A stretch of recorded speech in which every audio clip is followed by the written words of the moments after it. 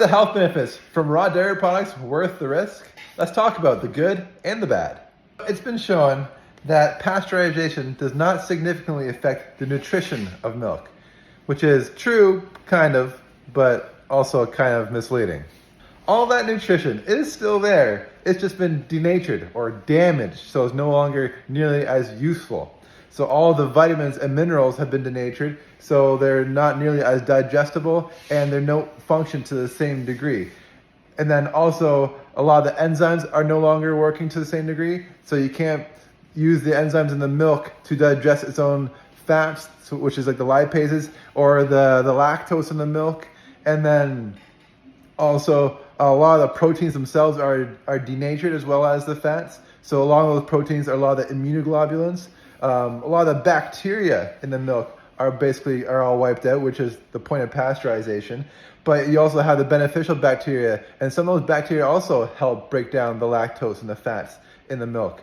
And people who drink raw milk, children, they have been shown to have dramatically lower rates of asthma, eczema, and allergies. And also babies that were fed pasteurized breast milk, human babies, had significantly lower growth rates. So raw milk is clearly healthier, but at what cost?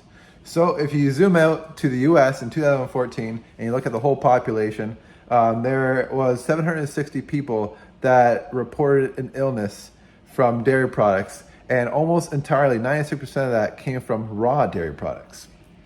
And that is only with 3.2% of the population actually consuming raw dairy products. So if the entire population of the US consumed nothing but raw dairy products, the total number of foodborne illnesses from dairy products would increase from 760 to 23,750. That's a massive increase, especially considering the fact that in total in 2014, there was only a little over 13,000 cases of foodborne illness. So clearly, pasteurization makes a huge difference. But what is my individual risk of getting sick if I consume raw dairy products? Well, if you take that massive number and you divide it by the total population of the US in 2014, you end up with the risk of consuming raw dairy products for an entire year. Your chances of getting sick in that year would be 0.0075%.